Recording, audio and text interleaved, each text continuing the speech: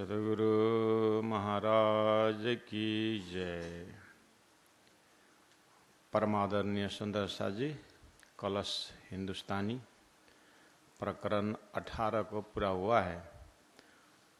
प्रकरण 19 में हम प्रवेश कर रहे हैं।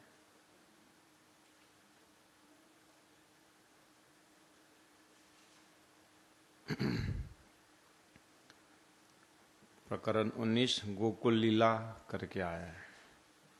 उसके बाद चौपाई नंबर 20 में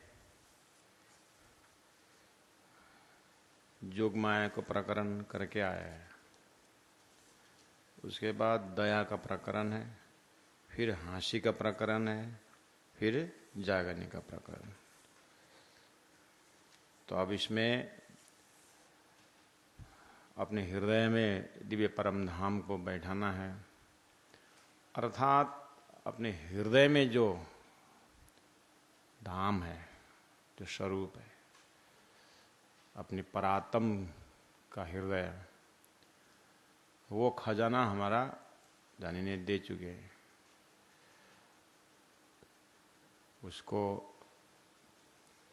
वही स्वरूप, वही लक्ष्य हमारा कलश है। कलश ग्रंथ मतलब नामों में अक्षरातीत श्री कृष्ण का नाम, यही जीवन का कलश है। लीला में अब अक्षरातीत परब्रह्म परमात्मा के ब्रह्म लीला परम धाम में तो है ही, लेकिन उन्होंने धरती में ब्रह्म प्रियाओं के साथ होकर, ब्रह्म सुरताओं के साथ होकर गोपी रूप में राजी ने ही 11 वर्ष 52 दिन लीला की। उसको गोकुल लीला में समेट रहे हैं। और फिर बंसी के नाद पर रास लीला भी है। तो कलश ग्रंथ में क्यों आया ये? रास किताब में प्रेम सेवा वाले प्रगट कीदी करके जो प्रकरण है उसमें गोकुल लीला बताए। फिर उसके बाद रास किताब ही है, रास ग्रंथ का नाम ही है, वहाँ रास की बात हो चुकी है। फिर यहाँ योग माया को प्रकरण करके फिर रास का प्रसंग क्यों लाए? तो यही है धनी की कृपा, बार बार अपनी लीला को याद कर रहे हैं। ये उनकी मेहर है। उनका हृदय यही चाहते हैं कि उनके हृदय में ब्रह्मात्माओं के प्रति कितना प्यार है, कितना प्रेम है, उसको हमें अनुभव करना है। और अब इतना प्यार, इतना प्रेम, इतना ज्ञान देने के बाद भी हृदय कोमल नहीं बनता है, तो फिर जाकर के दया का प्रकरण दे रहे हैं। जबकि फिर आएगा मेहर सागर, मेहर और दया एक ही है। यहाँ दया का सागर में राज्य का दिल की दया को दर्शन कराते हैं। इतना में भी अगर सुंदर साथ नहीं जगते हैं तो हांसी तो होना ही है। इसलिए हांसी का प्रकरण भी रख दिया। हमें होशियार होना है कि दादाजी के सामने में क्या क्या करेंगे, क्या क्या खेल दिखाएंगे। तो इससे पहला वाला प्रकरणों में आपने देखा, अनुभव किया कि एक तो अवतार का प्रकरण है, जस्ट पहला अवतारों का प्रकरण। और ये गोकुल लीला के शुरू में जीना किना को धोखा रहे जुदे कहे अवतार, उससे इसे पहला वाला प्रकरण 18वां प्रकरण से 19 जोड़ रहे हैं। जीना किना को धोखा रहे जुदे कहे अवतार, इसका मतलब अवतार प्रकरण में उन्होंने डिटेल में सारी बात कही है। और नॉर्मली हमारे दिल दिमाग में शास्त्रों का ज्ञान है। 24 अवतार विष्णु भगवान से होने की बात बैराट का शुरू करते ही हमें तारतम्य सिलेबस में जो बैराट शुरुआत में ही 14 लोक की बात करते करते सतलोक पहुंचने के बाद त्रिदेव का स्थान है, उसमें भगवान विष्णु राजा और उन्होंने ही 24 अवतार धारण करने के विषय में आता है। उसके बाद जो फुटकर जो संतों की वाणी है, प्रवचन है, उसमें हम सुनते रहते हैं 24 अवतार के विषय में। तो इसका मतलब शास्त्रों में, भागवत में और बारीकी ढंग से अवतारों की बात की गई है। कौन कौन अवतार में कैसे कैसे लीला की भगवान विष्णु ने, वो सारी बात है। तो अब अवतार के प्रकरण से पहले वेद का कोहेड़ा, फिर उससे पहले बैराट का कोहेड़ा, कलश ग्रंथ है। इन सब से हृदय का आंटी खोलते हुए हमारे हृदय परमधाम के लायक बना रहे हैं। क्योंकि कलश के बाद ज्ञान का सीधा चला जाता है, खिलावत में चला जाता है। तो कलश, ज्ञान का कलश, विरह का कलश सब होने के पश्चात अब रूहें, आत्माएं, एक पीड़ा, एक विरह पहचान के बाद तो ज्ञान का कलश लग गया। मतलब अब अंतर हृदय में संसार प्रति ये आत्मा का अब कोई भी नहीं, संसार में कोई नहीं। अब है एक तो ही राजी महाराज, ये कलश है। ये अपने बुद्धि के निर्णय का कलश है कि अब मेरा एक धाम धनी। तो खिलावत समझ में आएगा, परिक्रमा परम धाम की बातें जो समझ में। तो यही है ब्रज, संसार का काम भी कर रहे हैं और श्री कृष्ण के प्रेम में मग्न भी हैं। बंसी के नाद में रास में गए, संसार नहीं है, और संसार नहीं तो रास में गए, तो रास में अब संसार नहीं, लेकिन परम धाम की बातें भी समझ भी नहीं। इसी तरह हमारे अपने जीवन में संसार का काम भी कर रहे हैं, राज्य की भक्ति भी कर रहे हैं, तो हम हमारे हृदय में ब्रज लीला, राज्य तारतम आया जागरण के ब्रह्मांड, मतलब तारतम प्रारंभ होना है। तो तारतम्य हृदय भी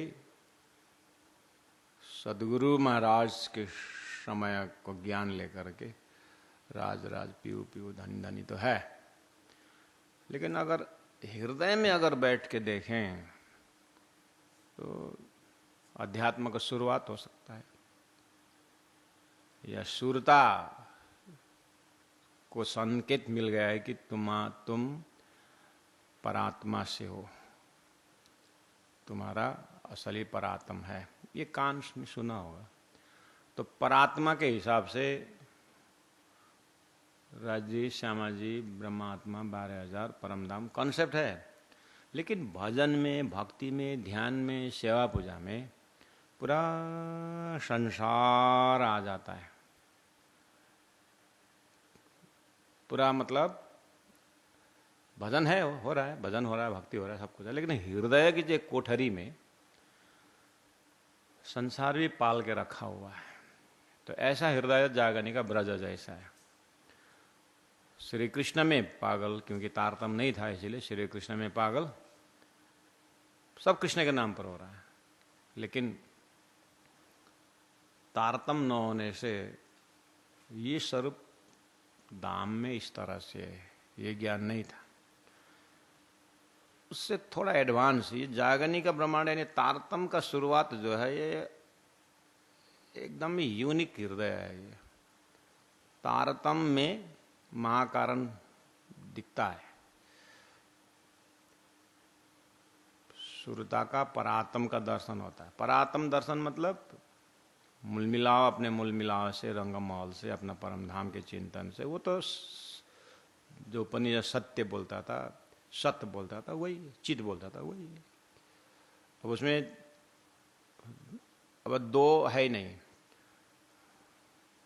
मतलब अपने हृदय में अद्वैत होने का मतलब है कि राज्य बोलते समय बस दुनिया अब हृदय में नहीं, एकदम खाली हृदय। उसी को पुष्टि करने के लिए प्राणज ने बार बार याद दिलाया, अरे वेदांत को भी देखो, उपनिषद को भी देखो, संसार को क्या बोला है, संसार के विषय में क्या लिखा हुआ है। तो प्राणज याद दिलाते, आकाश का फूल, खरगोश का सिंह, मृगा जल, ऐसा लिखा हुआ है। कहने का मतलब खरगोश का सिंह होता है? नहीं होता। कान को सिंह जैसा दिखता है। आकाश में फूल होता है? नहीं होता, वो बादल है। लेकिन है संसार में भाषा।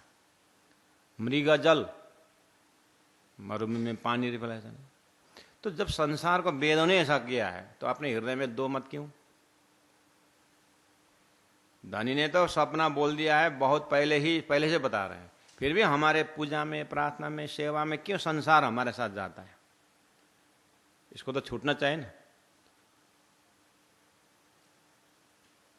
बस है अगर संसार तरफ आकर्षण तो समझ लेना चाहिए मेरा तारतम्य तो मुझे मिला, लेकिन परसेंटेज अगर हृदय में देखा जाए तो 10% ही परम धाम होगा चिंतन में, 90% संसार होगा।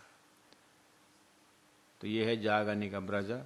ऐसे करते करते अपने हृदय का ब्रज हमें देखना, इसलिए बार बार याद दिलाया जा रहा है। श्री रास श्री रास श्री रास। हाँ, रास में पहुंचे तो संसार को तिलांजलि दी, ठीक है। अब मेरे हृदय जीवन के अंतराल में संसार भी देख लिया, ठोकर भी खाया, नश्वरता भी देखा, सब कुछ देखा। अभी हृदय एक प्रकार से संसार से वैराग्य आया है। तारतम की बंसी तो बज ही रही है लेकिन सुनाई नहीं दे रही थी, अब सुनने में आया। थोड़ा थोड़ा परम धाम जो पहले से बोल रहा था, वाइब्रेशन हो रहा था, अब उधर में परसेंटेज अगर बढ़ने लगा तो अब समझ लेना चाहिए कि हृदय में पूजा अर्चना करते समय थोड़ा होश में है और संसार कचरपट्टी सब नहीं गया है। ध्यान में, चिंतन में एकाग्रता, क्योंकि बंसी के नाद पर संसार छोड़ दिया। ऐसे ज्ञान के बंसी में, तारतम्य में हमारा हृदय का परसेंटेज जो है वो अब राज्य के स्वरूप में, राज्य के लीला में, परम धाम में अगर केंद्रित होने लगा तो समझ लेना चाहिए कि मेरा जागनी का रास चल रहा है। और जागनी का जो दर्जा है उसी प्रकरण के अंत में दे रहा है। जागनी का प्रकरण आ रहा है ना, तो वहां पर लक्ष्य कर रहे हैं। इसका मतलब कलश के अंतराल, कलश के अंत में हृदय से, उसमें उम्र का फैक्टर नहीं है, चिंतन का, और चिंतन का विषय है, उम्र से होना कुछ नहीं। गुरुजी मंगलदास जी को 12 साल में ये सारा चीज मिल गया, वैराग्य का धन। इसलिए अब जागनी जो है वो तो उठ के नाये जमुना जी कीजिए सकल श्रृंगार। वो हृदय तो मोमिन का हृदय हो गया। वो हृदय तो क्या हुआ, उस हृदय में तो बस राज राज पीहू पीहू। तो यहां गोकुल लीला प्रारंभ हो रहा है। जीना किना को धोखा रहे। जीना मतलब मत, यानी न, किसी के हृदय में धोखा शंका न रहे, इसके लिए जुदे कहे अवतार। इसलिए अवतार का अलग अलग शास्त्र में अलग अलग अवतार के विषय में चर्चा हुई है। उसमें मेन अवतार सतयुग में नर नारायण अवतार, और त्रेता में राम अवतार, द्वापर में कृष्ण अवतार, कलयुग में बुद्ध अवतार, बुद्ध कल के अवतार। ये स्टैंडर्ड है। यहाँ हमें श्री राज महाराज ने महाकारण में ही पहले ले हक के दिल में बोलते ही राज्य ने ये अवतार का चैप्टर उन्होंने दिल में रखा था। अब ब्रह्मात्मा जा रहे हैं और मुझे भी जाना होगा, तो धरती में पहले से ये जुदे कहे अवतार, पहले से अवतार का अलग अलग लीला रख दिया है। अब भविष्यवाणी के विषय में जैसे सुखदेव व्यास के यही है बड़े बड़े शास्त्रकार, शास्त्र देने वाले। तो एक कन्फ्यूजन रख दिया कि अब अवतार सृष्टि हुई, वो भी कॉन्सेप्ट है संसार, तो अवतार होते रहेगा होते रहेगा होते रहेगा होते, बस ये इतना ही काम है और काम नहीं। सृष्टि बनी तो नहीं उठेगा, सृष्टि फैला है तो समेटना भी तो पड़ेगा। सृष्टि फैला है तो एक दिन तो इसका समेटेगा ना परमात्मा, कि ऐसे ही छोड़ेगा। तो हमारे में भी तो है, कहीं टूर में जाते हैं, अपनी बेडिंग बिस्तारा फैलाते हैं, 15 दिन का, 20 दिन का, 1 महीना का, जो उसके बाद क्या बोलते हैं, अब समेटो, अपना फैलाओ, अपने दुकान उठाओ, अब लक्ष्य में अब वापस जाना है, बोलते कि नहीं। ऐसे ही अक्षर ब्रह्म से सृष्टि बनी है तो अक्षर में वापस तो जाएगा नहीं हो। इसके लिए सृष्टि में क्लियर पिक्चर नहीं आया। प्रलय है, प्रलय होना का मतलब है प्रलय नाश हो जाना है, लेकिन क्यों बना था, क्यों नाश हुआ, इसका कुछ उद्देश्य ही नहीं है क्या? तो बोलेंगे लोग ये भगवान की लीला है। कुरान में बस कुन्न हो गया, उसका क़यामत आता है, और क़यामत में क्या होगा, खुदा आएगा और मुर्दा जो कब्र में बैठा उसको उठाएगा। उठाएगा तो कहाँ उठाएगा, क्यों सोया था? तो ये सारी जो है सांकेतिक भाषा था। उसके लिए क्या है, तो बस वहाँ असराफिल आएगा, शोर फूंकेगा। पहला शोर फूंकने में ये जो कुन्न हो जा करके जो हुआ है उसको सब गिरा देगा, और दूसरा जो शोर फूंकेगा उसमें गिरा हुआ को क़यामत कर देगा, अखंड कर देगा। ये हकीकत का ज्ञान का मजल में यह है। वेदों में बुद्ध अवतार आएगा और वो शंखनाद करेगा तो सारी जड़ चेतन को मुक्ति देगी। सुखदेव महाराज के मुखाई से निकला। लेकिन इससे पहले वाला प्रकरण में आपने देखा कि अवतार जो ने कलंक जो अश्व अधूरो रहो, प्रकरण 36 या 24 नंबर 36 में, अवतार या बुद्ध के पीछे और दूसरा कोई क्यों करवाए। ये बुद्ध अवतार के बाद दूसरा अवतार होने का कहीं भी व्याख्या नहीं है, वो भी 28वां कलयुग का बुद्ध अवतार के पीछे। अवतार से उत्तम हुए, तो यहाँ बुद्ध अवतार की महिमा गाई है। ये अवतार के प्रकरण हमने इससे पहले वाला लेक्चर में क्लास में हमने डिटेल किया। मैं खाली कनेक्शन कर रहा हूँ कि गोकुल लीला से उसका क्या संबंध है। तो अवतार से उत्तम हुए, ता अवतार न क्या काम, क्योंकि ये बुद्ध अवतार आने के बाद अन्य 24 अवतारों का अब अध्यात्म के लिए कोई काम नहीं रहा। व्यवस्थापन में आ जाए ठीक है, लेकिन बुद्ध अवतार के बाद तो, क्योंकि बस ब्रह्मा विष्णु महेश को भी, त्रिदेव को भी पार लगाने वाले बुद्धि आने वाली बात बहुत से वक्ताओं ने बोला, लेकिन कौन से अवतार ये सारा काम करेगा उसका क्लियर पिक्चर नहीं है। तो ये बुद्ध अवतार प्रसंग में ये क्लियर कर दिया। तो अब पता चल गया हमें, जहां जमे हुआ सबका दूजा नेक न राख्या नाम, जहां पइये पाए पार के हुआ ने चल नूर प्रकाश। 24 नंबर 18 प्रकरण का 24 नंबर 39 में, इत अगिए अवतार में इत क्या रहा उजास। तो बुद्ध अवतार का ज्ञान के पहले जो भी ज्ञान था वो तो जुगनू का प्रकाश जैसा था। बुद्ध अवतार ने तो सूर्य ले आया, और सूर्य उदय होने के बाद अन्य ज्ञान के दीपकों की क्या जरूरत है। अब तो ऐसा हुआ कि इससे पहले जो अवतार होते थे उन अवतारों से भी उत्तम हो गए ये बुद्ध अवतार के सत्संग करने वाले आत्माएं। त्रिदेव से भी अध्यात्म में आगे निकले गए। वो तो बोलते हैं अहम ब्रह्मा अहम विष्णु शिवोमित मोहित न जानी म वयम दाता परम सनातनम। हमको उत्पन्न करने वाले कौन हम नहीं जानते। जबकि बुद्ध अवतार का सत्संग करने वाला यानी तारतम बुद्ध अवतार सत्संग करने वाले जीव भी बोलता है कि ये त्रिदेव भगवान आप लोग घबराना नहीं, आपका उत्पन्न शेष नारायण से हुआ और शेष नारायण उत्पन्न आदि नारायण से हुआ है और आदि नारायण हिरण्यगर्भ से आया और आदि नारायण जो हिरण्यगर्भ जो है वो अव्याकृत का प्रतिबिंब है और अव्याकृत अक्षर ब्रह्म का मन है और अक्षर का अव्याकृत का मन जो है वो उन्मेष निमेष व्यायाम करने वाला वो है। इसलिए आप उसके उसमें आते हैं और आपसे ही हमारा जीव उत्पन्न हुआ है एक ओम बहुश्याम से। लेकिन हमारी जो है आपकी कृपा से आपने एक ओम बहुश्याम बोल दिया तो हम जीव आ गए। तो अब ये क्या हुआ कि बुद्ध अवतार के सत्संग से हमें अक्षरातीत मिल गया और वहाँ का भजन भक्ति मिल गया करके जीव आगे निकल गया। जैसे कभी माता पिता के माध्यम से पुत्र आता है या पुत्री आती है, महान 108 महाज्ञानी बन जाते हैं। पिताजी उतना ज्ञानी नहीं, उन्हें जन्म दिया तो वो परमहंस लोग क्या बोलते हैं, पिताजी को प्रणाम करते हैं, अच्छा हुआ पिताजी आप बहुत बहुत, माताजी को बहुत बहुत मेहरबान, बहुत बहुत कृपा कि आपने जन्म दिया करके शरणापन्न होते हैं।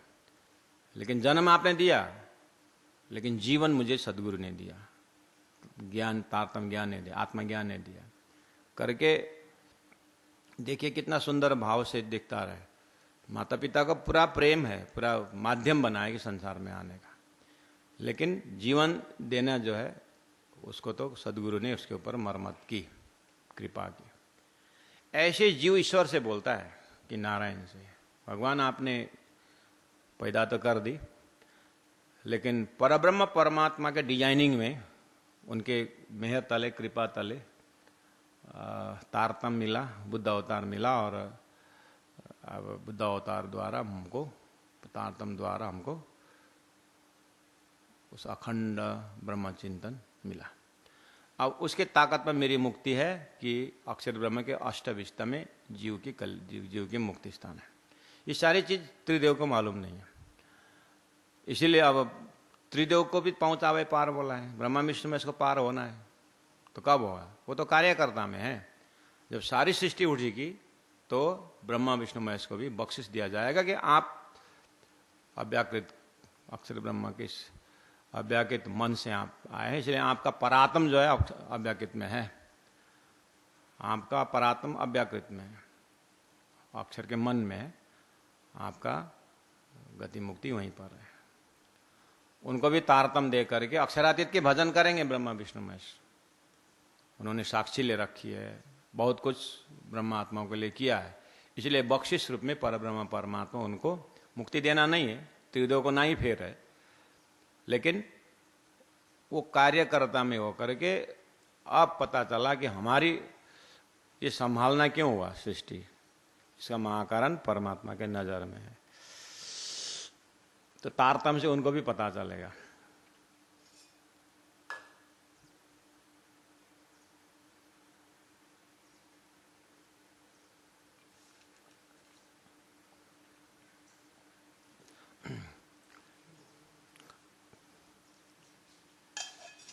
पानी पिउँदा तान्ने गरेको थियो कि भेट तान्दै आउँदैन के श्रीराज श्रीराज श्रीराज ये पनि आदतलाई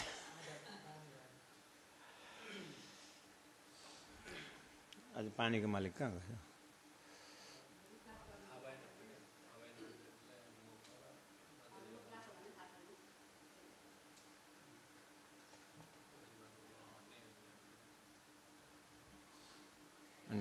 अनि बोला न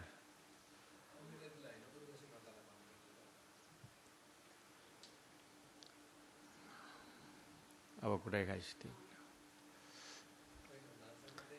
श्रीराज श्रीराज श्रीराज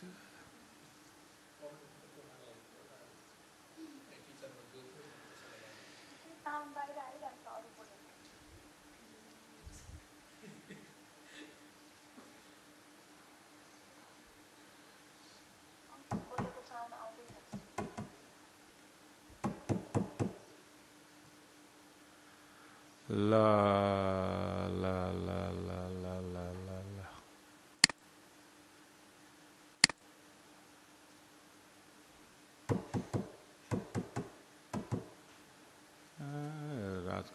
काम छैन।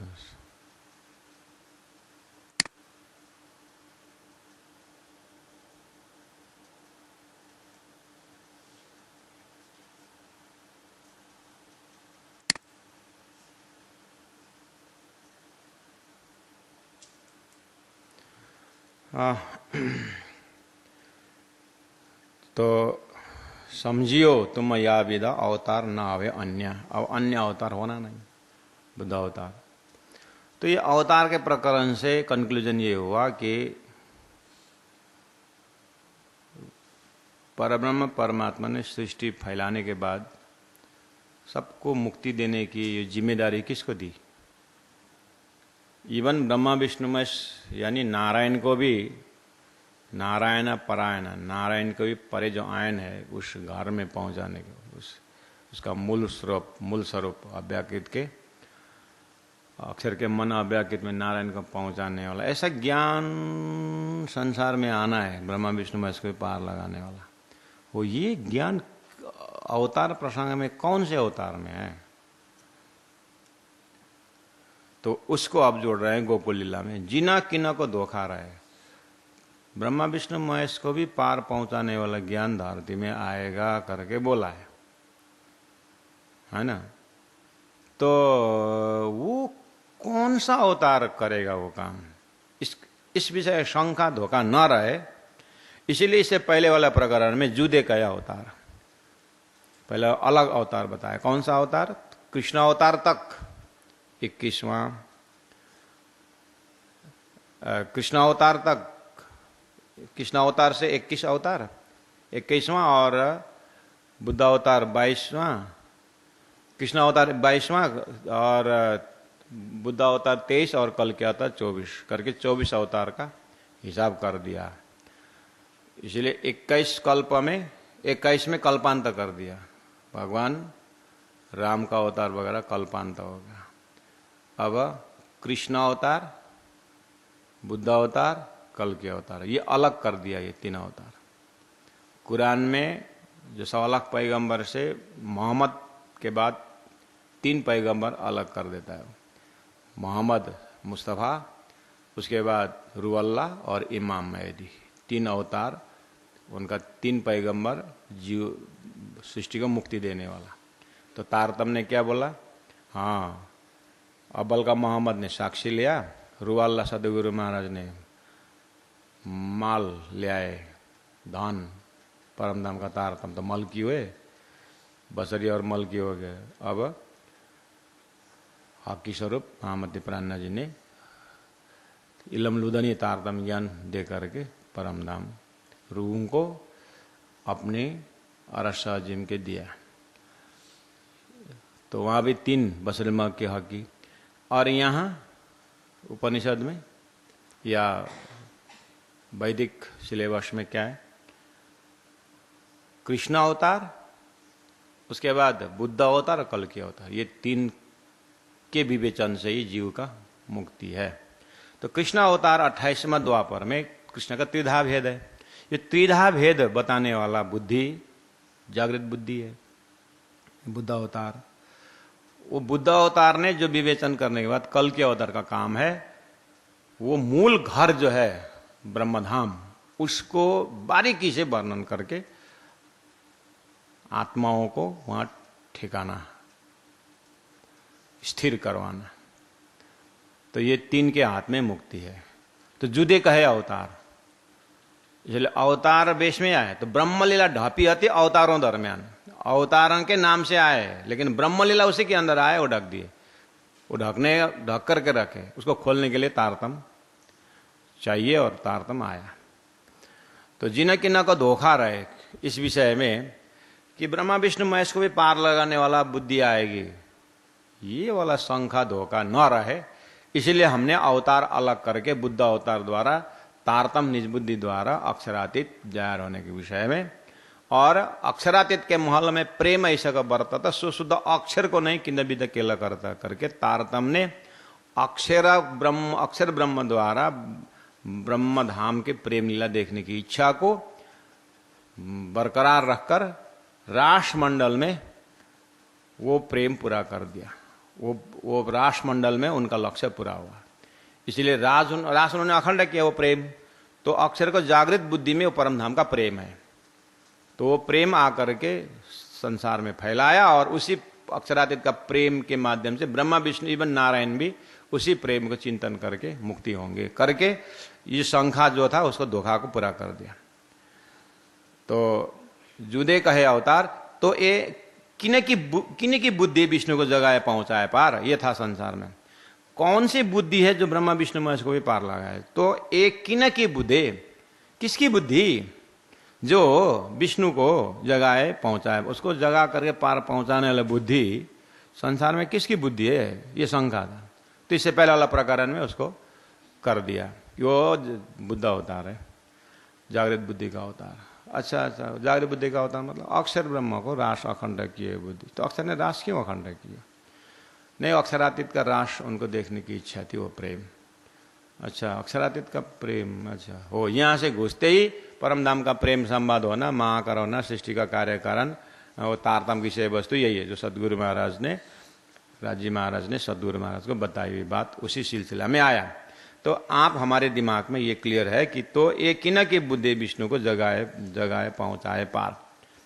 तो प्यारे सुंदर सा, जिस तरह से तारतम ज्ञान महान ज्ञान है और महान लक्ष्य है, हम उसको पढ़ रहे हैं, चिंतन कर रहे हैं, मनन कर रहे हैं। अब ब्रह्मा विष्णु महेश तो जग जाएंगे, ठीक है, हमारी लास्टमा ब्रह्मा विष्णु महेश गइसके, हाम्रो चाहिँ अनि त्यहाँ तल नारकिन कर्मकाण्डी हो, नास्तिक, वो विस्तार हमारा हो सकता है।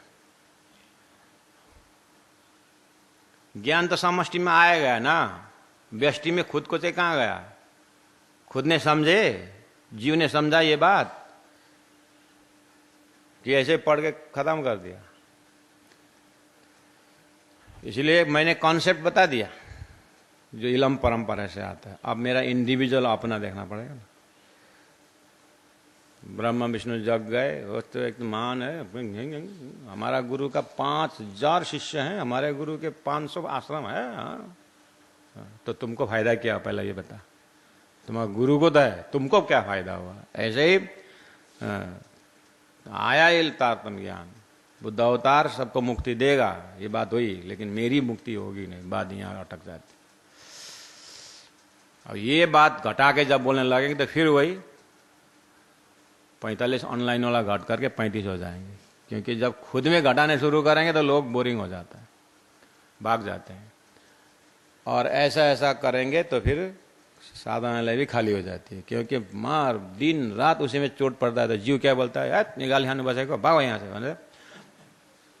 जीव उसको भगा ही देता है, क्योंकि जीव बिल्कुल माया का, उसको ब्रह्मा लीला को अपने अंदर घुसने नहीं देता है। ब्रह्म लीला को अंतर आत्मा में घुसने नहीं देता है। जीव बाहर एकदम बढ़िया पॉलिश लगाता है, वो सब अध्यात्म में लेके बुला देता है। उसको जैसे भी बुलाना है, चाहे अध्यात्म में बुलाओ चाहे भौतिक में बुलाओ, उसको बुलाना काम है। तो एक आग ज्यों छोटी बुझाई त्यों दूजी मोटी लगाई, किसका काम है? वैराग्य का घोंसला उड़ा के माया ठगती है इस तरह से।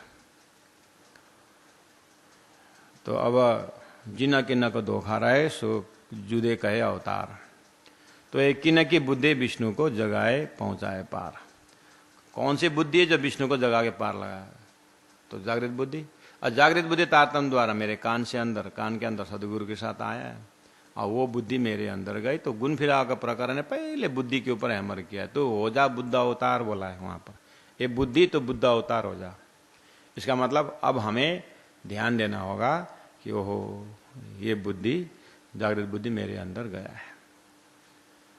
और जागृत बुद्धि सूरता को, जब जागृत बुद्धि की बातें सुनने में पहुंचता है तो सूरता तो ओहो, जागृत बुद्धि बोलते ही सूरता को परात्म का ख्याल आ जाता है। और परात्म का ख्याल आया तो बस उसको संसार से ऑटोमेटिक वैराग्य आएगा। संसार से वैराग्य आने के बाद परात्म का जो मूल रूप मिल गया, तो फिर वो बस धाम का ही चिंतन करना, उसी में उसको डूबना, उसी प्रेम की बातें करना। अभी सूरता को मिलने पर परमधाम किस तरह से प्रवेश होता है, उसके लिए इंद्रावती आत्मा की बीतक है। इंद्रावती आत्मा के तारतम्य वही बीतक है। अन्य मार्गदर्शन उनकी बाद भी बहुत आत्माएं हुई, लेकिन वो इंद्रावती आत्मा के हृदय तारतम्य वाणी में प्रस्फुटित है। और वो ब्रह्म सूरता जागने के बाद का लक्षण क्या होता है, उसी में वाणी में, होल वाणी में वही दिया गया है। जीव को बुलाने का काम है, तो जीव कुछ हद तक साथ देगा, उसके बाद वो उसको, मैंने पहले भी एक बार कहा था, शकुनी चाल उसका होता है, इसलिए वो फिसलाने का काम करता है। उसको भी पार करके, जीव को भी पार करके सुरता में पहुंच के बाद परात्म पहुंचना है। होमवर्क तो बहुत है, ये इंडिविजुअल जागने की बात कर रहा हूं। तो एक ही ना के बुद्धि विष्णु को जगह पहुंचाए पार। सुखे अवतार सब कहे, सुखदेव महाराज ने सभी अवतार कहे, पर बुद्ध में रहा ऊर्जा है। लेकिन बुद्ध अवतार में पहुंचने के बाद वो भी उलझ गए। बुद्ध अवतार, कल के अवतार के विषय में लक्षण आया कि ये तो महान अवतार है, बोले आगे अवतार होएगा। बुद्ध कल की से ठाम करके वो चल गए। अब भागवत में उसमें इसका कहीं आएगा वैसा वैसा थोड़ा बहुत बता दिया है पूछने पर, लेकिन वो क्लियर नहीं है। बोले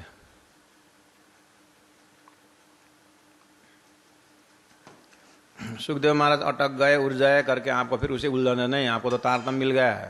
तारतम द्वारा बुद्ध अवतार के विषय में आप तो कहा, मैंने पहले बोला, जीव भी नारायण से आगे निकल करके अक्षरातीत की भक्ति करने लगेगा तारतम द्वारा। ऐसे ही हमारे अंदर ये उलझन नहीं है।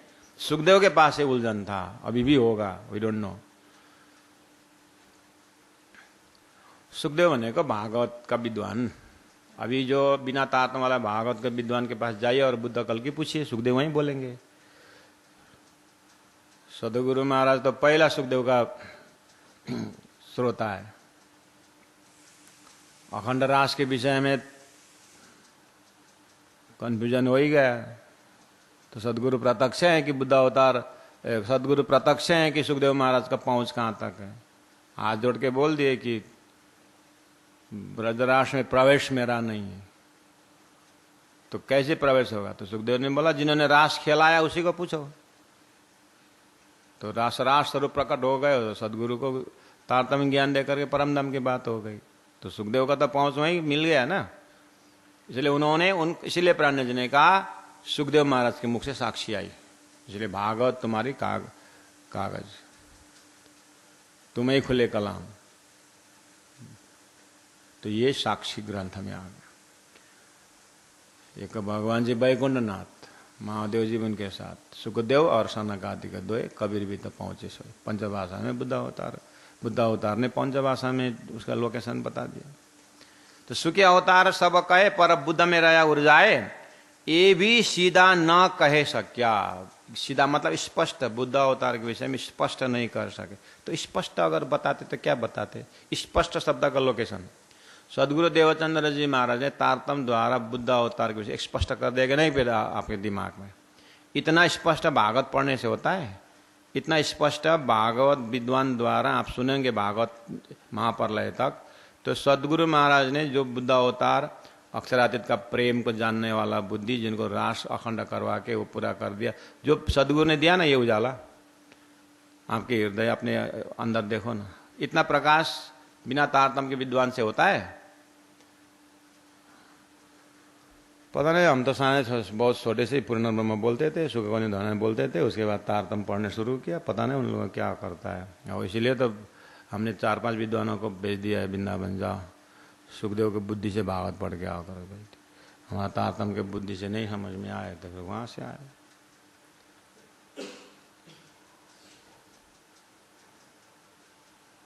मेरे ये भी सीधा ना कह सक्या, तो क्यों इना कही जाए? क्या बोल रहे हैं? ये भी सीधा ना कह सक्या तो क्यों इना कही जाए? इना तो क्यों, कैसे इना कही? इना भागवत के बाद के जो विद्वान भागवतकार बिना तारतम वाले, उनके मुख से कैसे त्रिदेव का मुक्ति होने की प्रसंग में खुलस्ता हो सकता है? सुखदेव महाराज द्वारा ही क्लियर नहीं हुआ बुद्धावतार के विषय में, तो उनके पीछे अब आने वाला जो बिना तारतम्य का विद्वान लोगों को बुद्धावतार से क्या आशा करते हो, यानी बुद्धावतार के स्पष्टता के विषय में उनसे क्या आशा करते हो। इसलिए एक शंका रही थी, वो शंका को निवारण करने के लिए बुद्धावतार सद्गुरुदेव चंद्र जी महाराज ने तारतम और राज जी ने तारतम देकर के जो बात कही है उसके विषय में जानना है। तो बुद्धावतार के विषय में जानकारी होगी। तो ब्रह्मा विष्णु महेश को भी बुद्धावतार के विषय में, बुद्धावतार जो लीला करेगा, बुद्धावतार कैसा ज्ञान देगा जिसने जड़ चंदन की मुक्ति होगी करके ये क्लियर पिक्चर नहीं हुआ। महान बुद्धि है तो बोले, लेकिन महान किस अर्थ में, तो तारतम्य ने बोला महान इस अर्थ में करके उसके अंदर अक्षरातीत की लीला है, इसलिए वो महान। बुद्धावतार के अंदर अक्षरातीत की लीला है। ब्रजलीला और रासलीला बुद्धावतार ने अखंड नहीं किया, तो ब्रजलीला और रासलीला किसकी लीला है? परब्रह्म लीला की नहीं है कि नहीं? ब्रह्म लीला ढापी अवतारों दरम्यान में आया कि नहीं आया? तो वो बुद्धावतार ने अखंड किया ना, तो रास अखंड ब्रज अखंड बोलते ही वेद में पहुंचा कि नहीं पहुंचा? तो बुद्धावतार के अक्षर के बुद्धि में कौन सी लीला है? अक्षरातीत की लीला है। वो बुद्धि ने संसार में अवतारण धारण किया, इसलिए इस बुद्धि के अंदर अक्षरातीत की लीला है जो ब्रह्म विष्णु और नारायण नहीं जानते। इसलिए उनका अटकने का मतलब यह है। इसलिए इस विषय में धोखा न रहे, इसलिए मैं और क्लियर कर रहा हूं। पहला वाला प्रकरण में क्लियर हुआ है, फिर भी अगर समझ में नहीं आया तो फिर बोल रहा हूं कि बुद्धावतार के विषय में सुखदेव व्यास इसलिए अटक गए क्योंकि ये तो अक्षरातीत की लीला हमारी जी, तो नंबर 3 में आए। इनके अंदर जो लीला है बुद्धावतार के अंदर, वो अक्षरातीत की लीला जो हमने किया है। हम ब्रह्मात्मा ने परम धाम में जो लीला थी, उस लीला को अक्षर को देखने की इच्छा हुई, तो उनको हमारी लीला परम धाम को समझाने के लिए धनी ने हमें भी फरामोशी डाल करके केवल ब्रह्म के स्वामिनी के मन अंतस्करण में योग माया का एक स्टेज बना करके रास रमाए। वो रास को जब जोश लियो खींच कर तब चित्त चौक भय अक्षर, धनी ने अपना जोश खींच करके अक्षर को वो हृदय में अखंड कर दिया। इसलिए जागृत बुद्धि के अंदर में अक्षरातीत की लीला है। वो लीला को सत्संग करने से, संगत करने से जीव स्वतः अक्षरातीत के प्रेम को समझता है, जो तारतम्य व्याख्या है। इसलिए वो अक्षरातीत की लीला होने से ये जो पंच वासना अक्षर के बुद्धि है, इन्होंने इसलिए उनके पास साक्षी आई, लेकिन विवेचन नहीं कर पाए। विवेचन के लिए तो अक्षर का ही फिर निज बुद्धि चाहिए। अक्षर का जागृत बुद्धि में अखंड हुआ, लेकिन उसको विवेचन करने के लिए तारतम का निज बुद्धि चाहिए, जो सदगुरु को प्राप्त हुआ और उन्होंने उसको क्लियर बता दिया। उसी को साक्षात दामदनी ने और ऑथेंटिक बना करके फिर तारतम्य में व्याख्या करते गए। ये तो अक्षरातीत की लीला हमारी जे है। पहले संखा सबका भान के, पीछे भी नेक कहूं विदय। इसलिए पहला मैं गोकुल लीला का व्याख्या करने से पहले हमारी लीला हमारी जे है, जो मैंने बोला,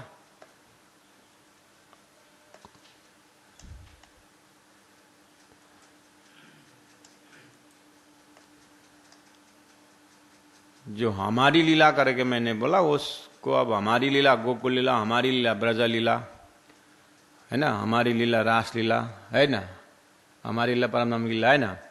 ये इसको बोलने से पहले मैं ये क्लियर करना चाहता हूं कि अक्षर के अंदर जो, अक्षर के बुद्धि के अंदर जो रास ब्रज अखंड है, वो लीला हमारी है। तो कैसे लीला हमने की जो बुद्ध अक्षर ने अखंड किया करके आपको शायद व्याख्या, उसको मैं बताता हूं। बोल के गोकुल लीला का टॉपिक बैठा, योग माया का प्रकरण फिर रख। हालांकि ये राष्ट्र ग्रंथ में इसके टोटल डिटेल व्याख्या हुआ है। ये तो अक्षरातीत की लीला हमारी जिया। पहले संसार सब बना का भान के, पहला सबके हृदय में ये अक्षर का जागृत बुद्धि विषय में जो शंका है उसको दूर करके, पीछे भी बाद में नेक थोड़ा सा कहूँ विदय, बाद में थोड़ा सा बताता हूँ गोकुल लीला के विषय में। पहला बुद्ध अवतार अखंड करने वाले बुद्धि को तो पहला बुझूं, समझूं महाकारण का है, उसके बाद लीला तो क्या है। गोकुल लीला तो भागवत में भी है, सभी तरफ है, लेकिन उसको अखंड करने वाले बुद्धि कौन है? वो अक्षर के जागृत बुद्धि है। क्यों अखंड किया? अक्षरातीत को जानने के लिए, वो राज्य के हुक्म से अक्षरातीत। वो ब्रह्मात्मा को प्रेम लीला जानने के लिए। अच्छा, वो ब्रह्मात्मा नहीं ही है ब्रज लीला रासलीला करने वाला, जो अक्षर को, अक्षर की अक्षरातीत की लीला रास में दिखा दी और अक्षर का बाल लीला ब्रज में दिखा दिया। तो पहले ये क्लियर कर दूं, उसके बाद हमने ब्रज लीला का ऐसे की करके, भागवत ने भी किया ब्रज लीला, लेकिन परोक्ष रूप में किया। वो गोपियों ने की, गोपियों ने ऐसा गोपी गीत गाया, गोपी विरह करके आया। वो प्रतिबिंब रासलीला के विषय में बोला है, उसका भी बिंब लीला तो हमने किया है। इसलिए मैं इंद्रावती मुख से जो वर्णन करता हूं वो अखंड रास वाला है, और बिना तारतम के सत्संग में मिलने वाली जो ब्रज लीला रासलीला है वो वेद ऋचांग लीला होती है। इसीलिए तारतम से भी कुछ तो बोलना पड़ेगा ब्रज रासलीला, समझे कि नहीं? इसलिए कम है, लेकिन वास्तविक।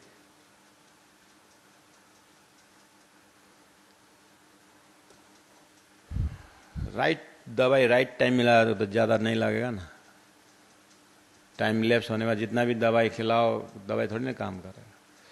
जैसे बिना तारतम 14,000 श्लोक कंठस्थ करो बिना तारतम, दवाई काम नहीं करेगा। इससे अच्छा तारतम का एक कैप्सूल काफ़ी है। सर्जन क्या करता है? तो ऐसा देख करके अनुभवी डॉक्टर छोटा सा टैबलेट देता है, काम हो जाता है।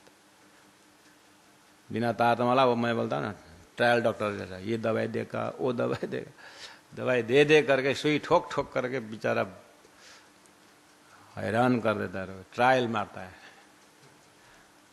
उसके ट्रायल में एक महत्वपूर्ण जीवन चला जाता है ट्रायल में।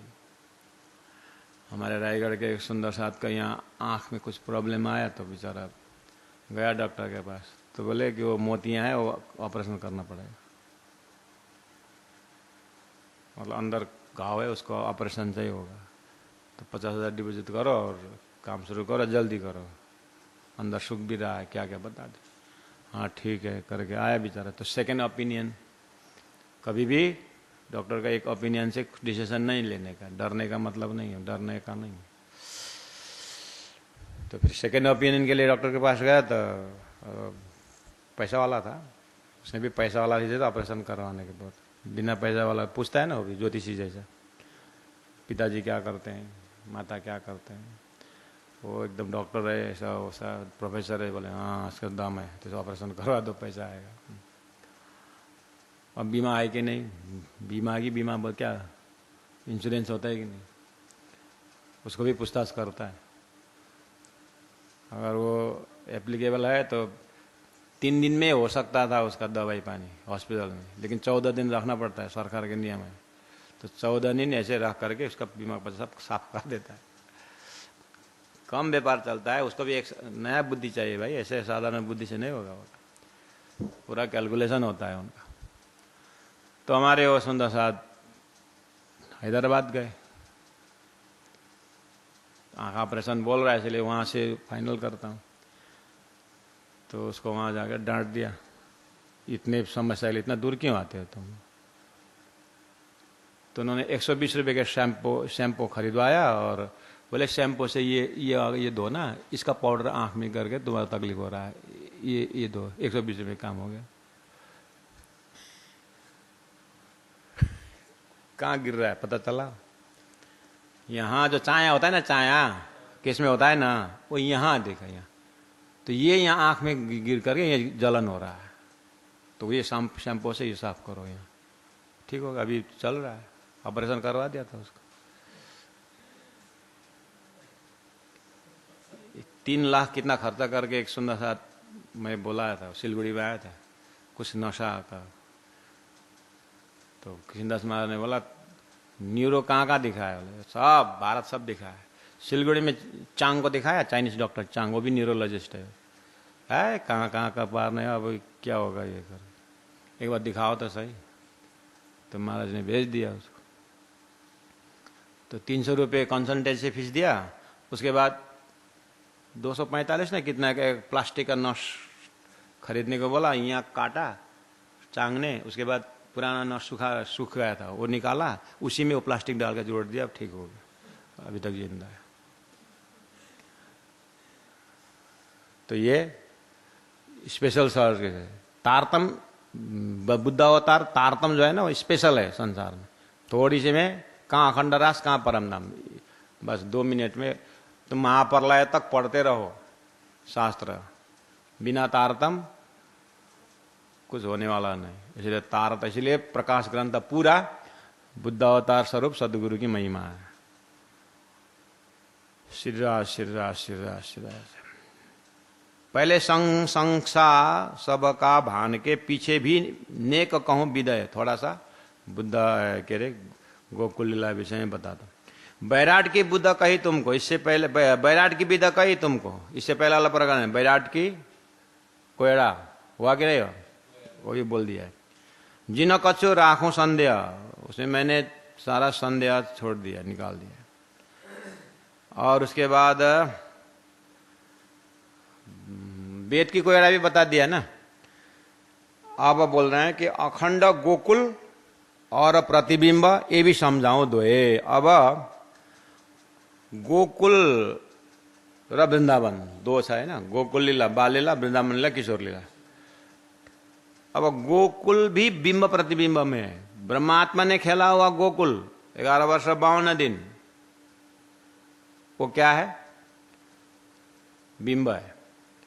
उसी में वेद ऋचा आकर 7 दिन खेल दे कि नहीं गए? 7 दिन गोकुल रहा और 4 दिन मथुरा। तो 7 दिन गोकुल में आया कि नहीं रास के बाद? तो वो प्रतिबिंब गोकुल हुआ कि नहीं हुआ? खेलने वाले वेद ऋचा प्रतिबिंब है कि नहीं ब्रह्मात्मा के सामने में? तो उन्होंने खेला हुआ गोकुल क्या हुआ? वो प्रतिबिंब गोकुल हुआ। ब्रह्मात्मा ने खेला हुआ वो बिंब गोकुल हुआ। और ब्रह्मात्मा ने खेला हुआ गोकुल तो अक्षर ने अखंड कर दिया। ब्रह्मात्मा ने खेला हुआ गोकुल तो अक्षर ने अखंड कर दिया। कहाँ? सबलिक ब्रह्म के कारण में, महाकारण में रास। तो अखंड गोकुल और प्रतिबिंब गोकुल, वेद ऋचा ने खेला हुआ प्रतिबिंब गोकुल, अखंड गोकुल केवल सबलिक ब्रह्म के कारण में। उसके बाद सब अव्याकृत के महाकारण में, अव्याकृत के शुद्ध कारण में वो प्रतिबिंब हुआ है। उसके बाद वो प्रतिभास हुआ नारायण के महाकारण में। वो इस तरह से संसार में ये बात आई, अखंड वाला का भी प्रतिभास होते हुए। तो वो सदगुरु महाराज ने भागवत द्वारा, सदगुरु के अंदर बुद्ध अवतार था, सदगुरु के अंदर वो राष्ट्र रमने वाला सुंदर भाई आत्मा थी, इसलिए उसको दिल में प्रमाण मिलता ही नहीं, दिल में मतलब साक्षी देता ही नहीं है। बस उसी के शंका के कारण स्वयं रास रमाने वाले अक्षरातीत आना पड़ा। उसके बाद वो निष्कलंक हुए। तो वो ज्ञान का परंपरा जो हमारे अंदर आई तो हमारे हृदय में निशंक हुआ। अखंड गोकुल और प्रतिबिंब ये भी समझाऊं तो ये खेला देखिया तो साचा, जो अखंड करो इन बेरा। अब ये खेला देखिया तो साचा, अब ये अखंड गोलोक, अखंड रास, अखंड ब्रज, ये अक्षर ने अखंड, ये सारी चीज मुझे क्यों लाना पड़ा? तारतम की विषय वस्तु में सारा आना क्यों पड़ा? क्योंकि अब सृष्टि को अखंड करना है। अब इसको ये अखंड रास अखंड ब्रज के विषय में खुलस्त हुए निशंक हुए बिना बुद्धि बेहद पार जाता ही नहीं। हद पार बेहद पार अक्षर होता ही नहीं, इसलिए महाकारण ले आना पड़ा। इसलिए बोले ये खेल देखा तो साचा, मैंने खेल देखा करके प्रमाण साचा तब होगा जो अखंड करो ही ना बेर। जब इसको अखंड करो तभी ना, न तो मैंने खेल देखा क्या प्रमाण है? और जीव को अखंड करने के लिए मुझे अखंड ब्रजरास के विषय में बोलना पड़ेगा। अखंड रास ब्रजरास के विषय में बोलते ही अक्षर लेना पड़ेगा। अक्षर लेते ही अक्षर अक्षरातीत के संबंधी हो जाता है, और अक्षरातीत ने अक्षर के ऊपर फरामोशी डाल करके सपना का ब्रह्मांड बनाया बोलना पड़ता है, और सपना का ब्रह्मांड का जीव को ये बात सुनकर के अखंड होना पड़ेगा। उसके बाद अखंड की चैप्टर आती है।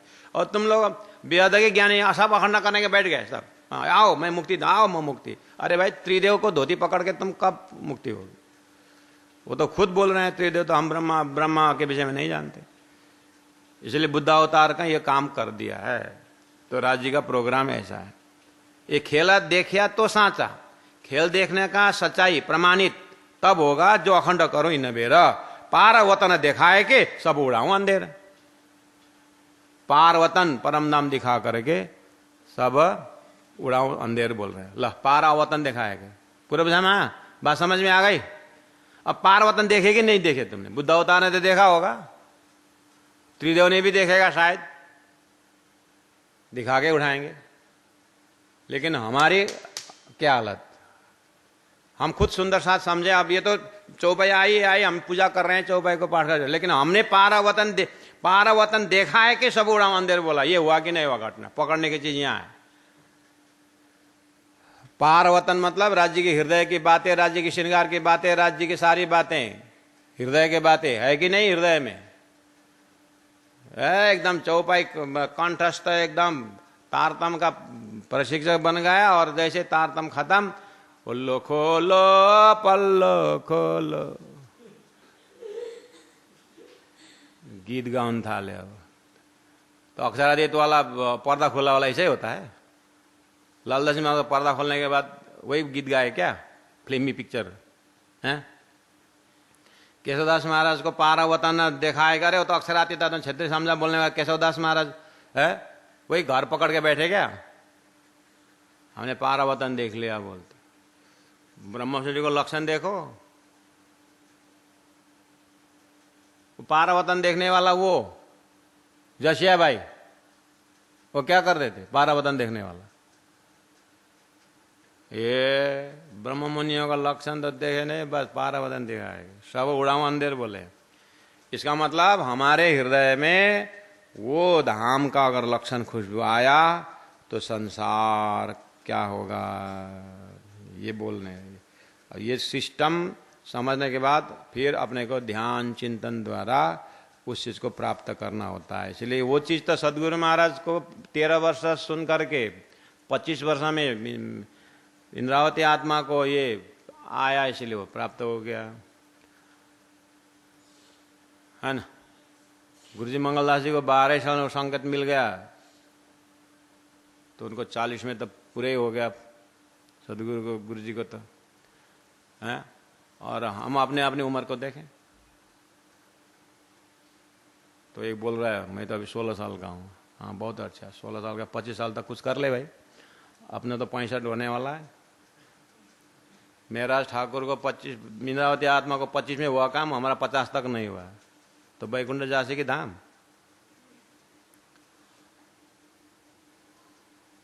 चिंता अपनी हुई।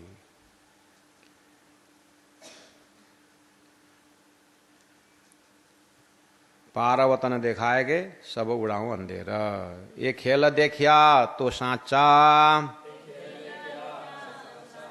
जो अखंड करूं इन बेरा, पारा वतन दिखाए के सब उड़ाऊं अंधेरा, सब उड़ाऊं अंधेरा। बोलो श्री प्राणनाथ प्यारे की जय।